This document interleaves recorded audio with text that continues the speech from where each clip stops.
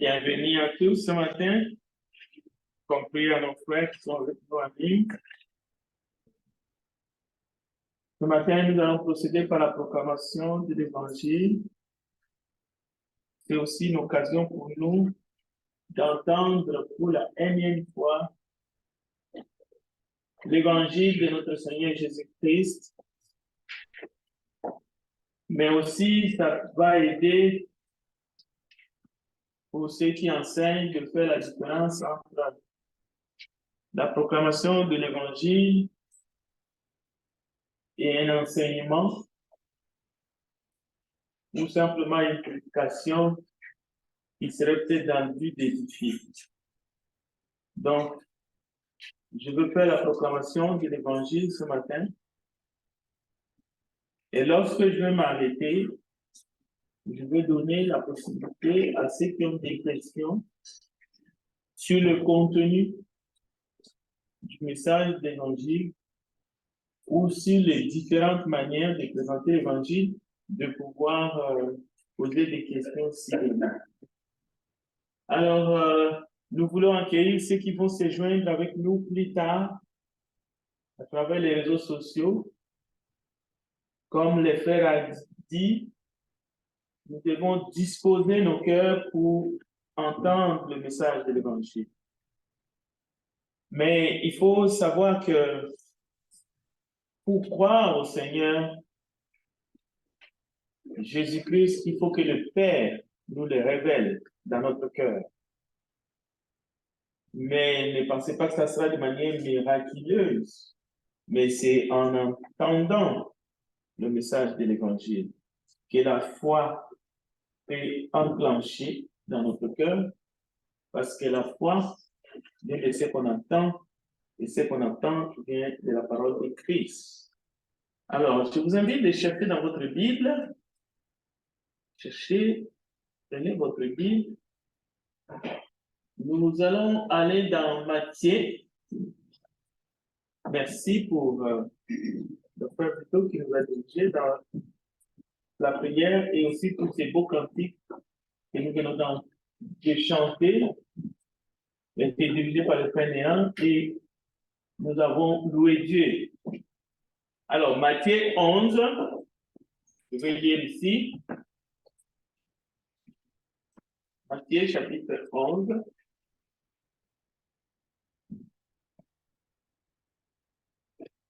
Matthieu chapitre 11.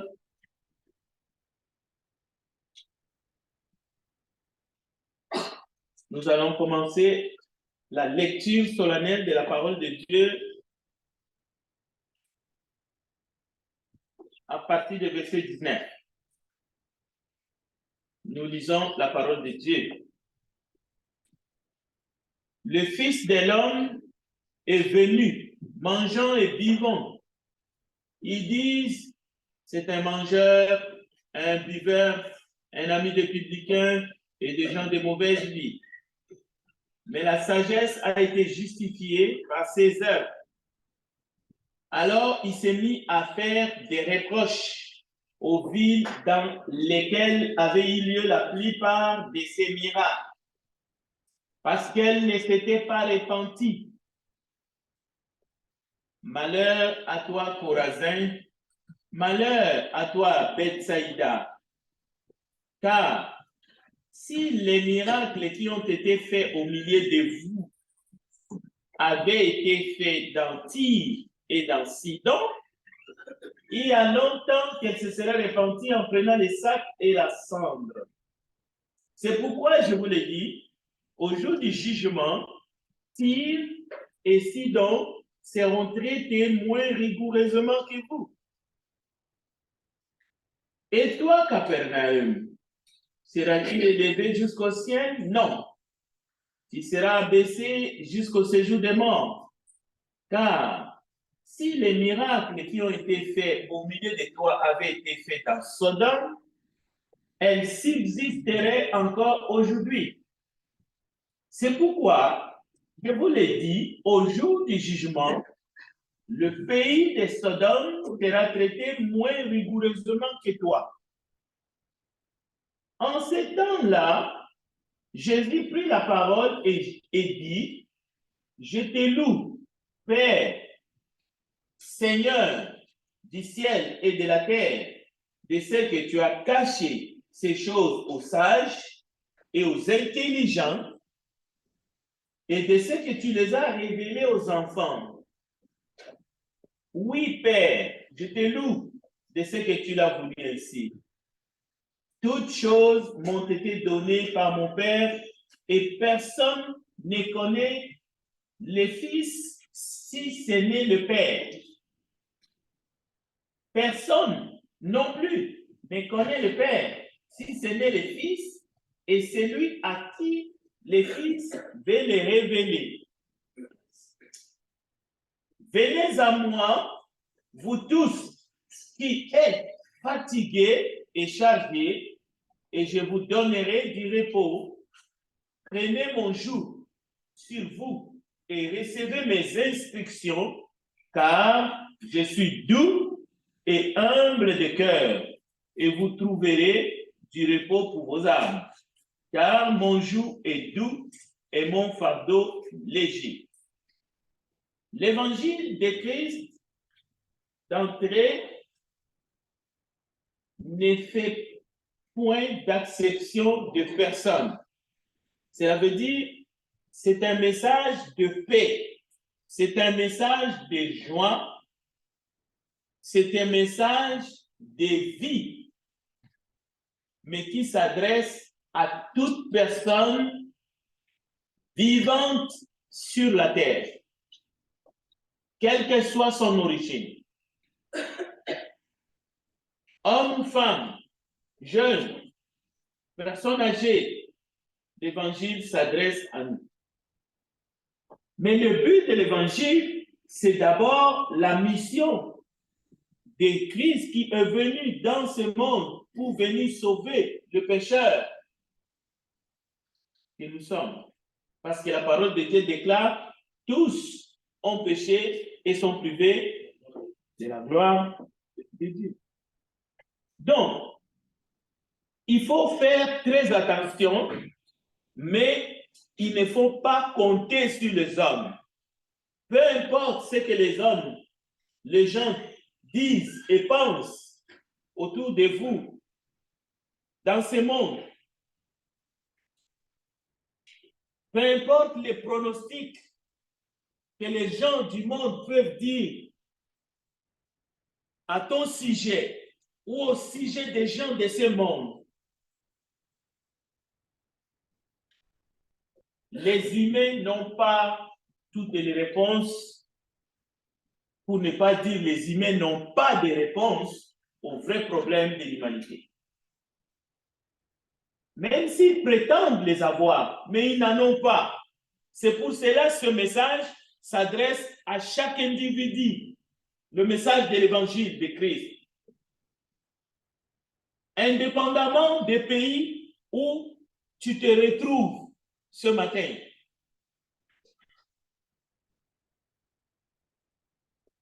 Le monde est engouffré dans des problèmes énormes et terribles qui sont sans solution venant de l'homme. Mais chaque être sur la terre est accablé. Quelles que soient les possessions matérielles qu'on peut détenir, l'humain en face de Dieu, c'est un captif. C'est un être qui est accablé ce matin. Il y en a qui sont accablés par les soucis du monde. Il y en a qui sont accablés par de pénuries. Il y en a qui sont accablés dans le domaine de la santé. Il y en a qui sont accablés parce qu'ils ne peuvent pas se lever ce matin. Il y en a qui sont même en prison tout en étant chez eux. Il y a même des prisons, des Eldorado à ciel ouvert. Mais nous voulons vous faire savoir ce matin, un seul a la solution et qui concerne le plus grand problème de l'humain, qui est le péché. Même les problèmes créés par les humains, l'être humain n'a pas de solution. C'est ce qu'on dit. Un enfant peut casser un jouet, mais pour le remettre comme c'était avant, il n'a pas de solution. À moins de le remplacer ou de le jeter dans la poubelle. C'est la même chose. L'être humain coupé de Dieu, l'être humain qui n'est plus en communion avec Dieu à cause du péché, le monde n'a pas de solution. C'est un fait indubitable. Mais la bonne nouvelle est que la solution est en Jésus-Christ. Tout ce que les humains peuvent nous proposer, ce sont des solutions temporaires et tout humaines. Si nous prenons un exemple simple, ce matin, même la médecine n'a pas de solution efficace face aux fatigues chroniques, face à la dépression. Même les médicaments les plus solides ne peuvent pas répondre efficacement au problème de la dépression. La médecine peut calmer la douleur, mais elle ne peut pas l'éradiquer. On peut travailler dur de manière vraiment à faire de sorte qu'on puisse vivre dans la satisfaction et même atteindre le bonheur. Et vous savez que c'est impossible. Cela veut dire que lorsque le cœur est vide, on peut essayer de le remplir avec du chiffon, mais ça ne donnera pas satisfaction à l'homme créé à l'image de Dieu, qui a besoin de Dieu pour trouver le sens même de sa vie. Alors, le message de l'Évangile, ça s'adresse même à ceux qui ont beaucoup de biens matériels, comme à ceux qui n'en ont pas du tout et qui n'ont rien à mettre sous la table. Le message de l'Évangile répond aux vrais problèmes de l'humanité. Disons, c'est ça que l'homme a le plus besoin d'entendre. On peut amener des solutions, on peut fabriquer des choses pour essayer de faire que l'humain puisse se sentir bien. On peut lui offrir du travail, si vous voulez. On peut lui offrir aussi gratuitement tout ce dont il a besoin. Voiture, nourriture, maison et tout. Comme dans certains pays, le gouvernement fait tout. Vous entrez seulement dans la maison. Vous n'avez pas besoin de travailler. Là où il y a les rois et les reines, c'est comme ça que ça fonctionne. Vous pouvez aller à Dubaï. Vous allez vous occuper peut-être d'un chien. Vous allez vous occuper peut-être d'un lion. Enlever ses caca. Et puis on vous donne 20 000, 30 000. Mais ça ne va pas régler les problèmes du péché dans ton cœur. Au contraire, tu vas pécher encore un peu plus et finalement, la culpabilité sera toujours là. Alors, le message de l'Évangile, c'est une puissance pour le salut de quiconque croit. Donc, le seul, celui qui est la solution du vrai problème de l'humanité, c'est celui dont nous présentons ce matin à travers le message de l'Évangile de Christ. Donc, qui que vous soyez, vous savez, vous êtes libre d'accepter Jésus-Christ ou de ne pas l'accepter. Ce matin, Dieu vous offre le salut par la grâce. Dieu vous offre la vie qui n'est pas la vie ou le nombre d'années que vous allez passer ici-bas sur la terre. Non, il ne s'agit pas de cette vie-là. Il ne s'agit pas de la vie dans un village. 60, 70 ans dans un village. Avec des cartes de crédit pleines dans la maison. Non, ce n'est pas de cette vie-là. Il ne s'agit pas de la vie d'avoir 3 filles, 3 garçons et puis tranquille dans un endroit où il n'y a pas de guerre. Non, il s'agit de l'éternité, il s'agit de la vie éternelle. C'est ça que Dieu te propose ce matin.